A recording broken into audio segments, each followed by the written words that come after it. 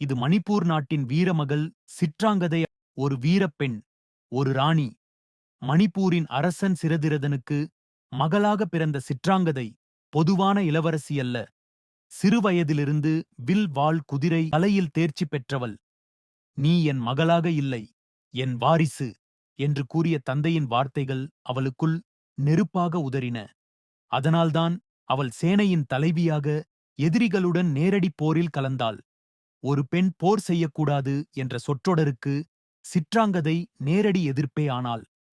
அந்தக் காலத்தில் பாண்டவர் அர்ஜுனன் வனவாசத்தில் சுத்திக் கொண்டு வந்தபோது மணிப்பூர் அடைந்தார். சிட்ராங்கதையின் ஞானமும் வீரமும் அழகும் அர்ஜுனனை ஈர்த்தது. அவளும் அவனை விரும்பினார். ஆனால் ஒரு நிபந்தனையுடன், என் மகனும் இந்த நாட்டின் வாரிசாக இருக்க வேண்டும். அவள் தந்தை சிரதிரதன் அர்ஜுனனை திருமணத்துக்குச் சம்மதிக்கச் சொன்னார். பரிசாக, இங்கு தங்கி நாட்டை காப்பாய். அர்ஜுனன் மணிப்பூரில் தங்கி சிட்ராங்கதையை திருமணம் செய்து கொண்டார். அவர்களுக்கு பிறந்தது பாபருவா.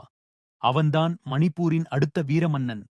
இன்றும் சிட்ராங்கதை யார் என கேட்டால் அவள் ஒரு போராளி, ஒரு ராஜ்யத்திற்காக வாழ்ந்தவள். அவள் உண்மை அர்த்தத்தில் ஒரு வீரமங்கை.